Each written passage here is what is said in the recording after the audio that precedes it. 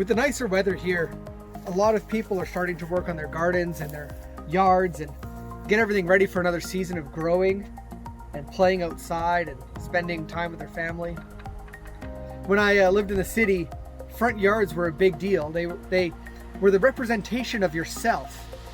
The cleanliness of your front yard made a big deal. It was your reputation. It mattered a lot to people, so they spent a lot of time curating that front yard to look just right. I was a landscaper for a while, and I remember one time getting in trouble because I didn't cut the grass in this one person's yard the same angle with every single pass. So it didn't have those perfect lines the way they wanted. And so they never asked me to cut their grass again. I'm kind of okay with that.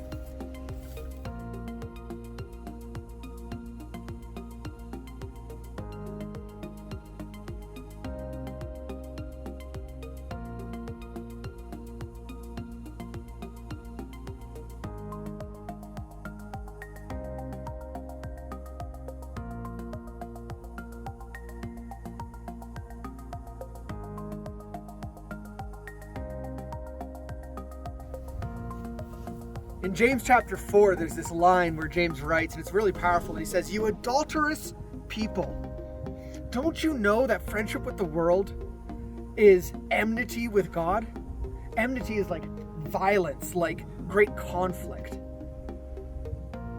It's interesting to me that James picks up on this idea of two loves. He lays out a dichotomy. That means there's two options. One option is simple. One option is to love God, and the other option is to love the world. He lays them out. And I think what he's really talking about here is, what's your life going to be about? Do you want to make your life about your world, about how good your front yard looks? Do you want to focus on what it is that makes you look good in the world of man, in the world of the material, in the world that's around you right in this moment? Or do you want to make your life about something grander, someone grander, about God, the maker of the whole universe, the one who put their stars in their place?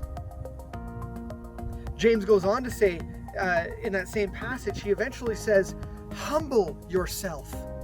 Humble yourself. You see, when we love the world, when we put the world first, when we focus more on our efforts to look good now, we're being selfish, prideful, focused on the me, focused on what I can have and what I can get and how good I look. And he says, humble yourself. That is to lower yourself beneath another. Lower yourself beneath God. Make your life about Him. Don't live your life for yourself and your fame. Why do we put so many hours of sweat and tears and so many dollars into making ourselves look good in the eyes of everybody else, and yet in the process making ourselves look like demons in the eyes of God? Can we not put God as the primary focus of our lives? Humble yourselves, O you people. Wash your hands, you sinners.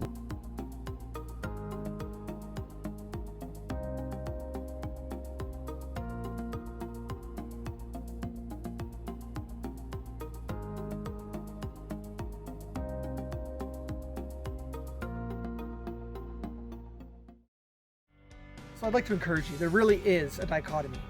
We really do get to choose. Will we choose God, or will we choose the world? Will we choose to live for ourselves, to build ourselves up, to look right in the eyes of all the other people around us? Will we build ourselves up to make ourselves kingdoms over our own little tiny influence circles, the kings over our own little kingdoms? Or can we humble ourselves? Will you live your life for God? Can you humble yourself under His kingship, under His lordship, to be His person, to serve Him with your life, to make your life not about just you and what you can get and how you look, but to make your life about how God has designed His world to be and how He has called you to live in it. You can be so much more, and you can live for so much more.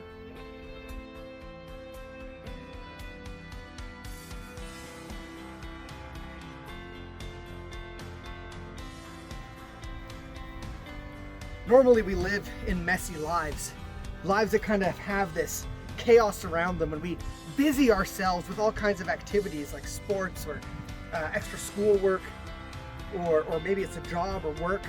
We like to busy ourselves, make as much things happening around us so we don't have to focus on cleaning up the mess. But the silver lining of this whole social distancing time is that we have new opportunity. We have new soil. You see, the old is no longer there. We don't have all the weeds and the mess all around us anymore. We now have this opportunity to clear it away and have this fresh soil, to begin growing and planting and cultivating a life that is more meaningful. We can clear out the old season's junk and bring in new life. That's our opportunity during this time of isolation and social distancing. And so I'd encourage you to consider this dichotomy seriously. Maybe your life has been about living for the world up until now. Maybe you've tried and you felt yourself pulled between the two, living for the world, living for God. And I get that. We all feel that. That is normal human tension. What a great opportunity now it is for us to dig deep, to plant something new, to begin to live not for ourselves but for God, to begin to strive for new life. And it begins with humbling yourself, making life about you and God, about others like you and God, with God at the forefront, God as King, rather than self as King. So even as you're told to go outside and pull weeds and help your mom with setting up the garden, let that be an example to you, a reminder to you of the new life that can grow in your heart. That could happen now during this time of social distancing. Let's not let this opportunity pass us by, because it's a great opportunity. I think God is doing great work in the midst of something that's difficult for all of us. God is still at work, and I think He's turning the soil. He's pulling the weeds, and there's an opportunity for something new to be planted in you.